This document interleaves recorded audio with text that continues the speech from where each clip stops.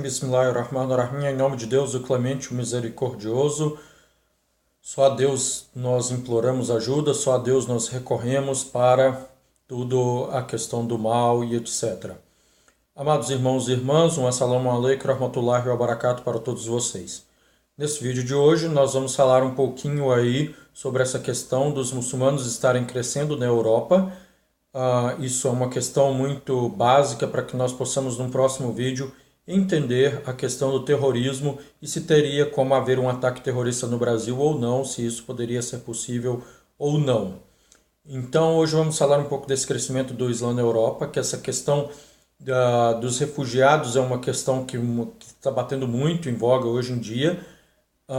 Basicamente, é uma questão que a gente não pode dizer assim necessariamente que faça com que o Islã cresça. Basicamente, muitos refugiados têm ido para a Europa, né, têm buscado refúgio ali assim devido ao clima de paz que há no lugar e, logicamente, também ao clima de prosperidade financeira. Pois bem, basicamente, essa questão que tem aquele vídeo falando lá que os muçulmanos crescem muito rápido e tudo na Europa, ele tem uma parte de verdade e uma parte de mentira. Eu estou aqui para falar de ambos os dois lados para vocês. O islamismo ele cresce principalmente nas regiões mais prósperas, que basicamente seriam países como a Alemanha e a Holanda, na Europa. Países como a França e a Espanha estão um pouco estagnado a questão do crescimento, não é assim como as pessoas falam tanto. Na França existem mais devido à própria questão do colonialismo francês que se teve em regiões do norte da África. Mas não é tanto assim como se pensa, né? Já faz muito tempo que deu-se uma estagnada, até mesmo por causa de medidas do próprio governo francês para com os muçulmanos, para com os refugiados. Na Espanha também, devido a muitas crises políticas que se abateram sobre a Espanha, muitos muçulmanos têm saído da Espanha, não têm ficado lá, mesma coisa de Portugal, não são tantos assim que têm buscado esses países para viverem.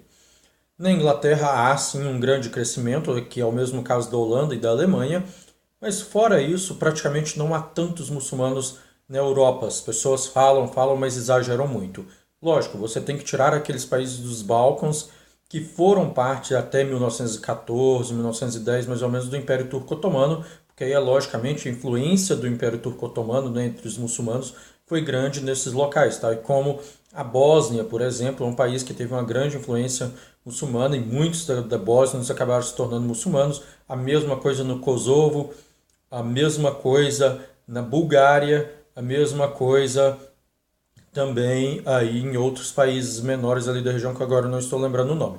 Mas muitos países também que pertenceram ao Império Otomano até hoje mantêm um forte cristianismo e não cresce-se tanto a religião islâmica nesses locais, tal como, né, nós devemos lembrar, a Hungria foi parte do Império Otomano, mas hoje em dia é um país totalmente cristão, bem como a Romênia, bem como a Sérvia, entre outros países também que não tiveram tanta influência. A própria Grécia nunca teve tanta influência, até hoje não há muitos muçulmanos na Grécia. Se você pegar esses próprios países e não há há uma, duas, três comunidades muçulmanas nesses países, muito pouco, muito menos do que o que você tem hoje na Argentina, no Chile, etc. Então é muito pouco, não é tanto muçulmano como se pensa. Bem como também devemos lembrar aí a questão do leste europeu. O leste europeu há muito poucos muçulmanos. República Tcheca tem apenas uma organização muçulmana, a Eslováquia tem apenas uma, que são pequenos, não são nem mesquitas. Praticamente todo o leste europeu, se você pegar aí aqueles países que foram parte da União Soviética, como a Lituânia, a Letônia, a Moldávia, etc., você não tem mesquitas nesses locais. Apenas na Ucrânia tem, nos outros países não tem mesquitas nesses países. Então, é um mito muito grande do crescimento do Islã que poderá tomar a Europa assim 50 anos e então assim é muito complicado se falar isso porque muitos desses países do leste europeu praticamente não há muçulmanos.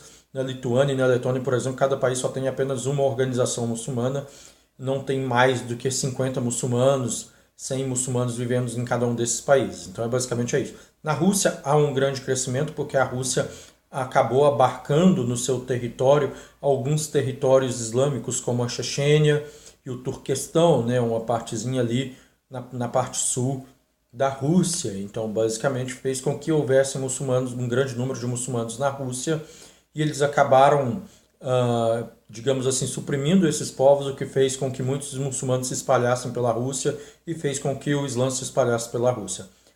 Agora vocês entendam, eu não estou aqui querendo dizer que necessariamente eu não queira que o Islã se espalhe, ao contrário, eu quero que o Islã se espalhe e domine todo o globo. Porém, existem muitos mitos que são criados acerca do Islã na Europa.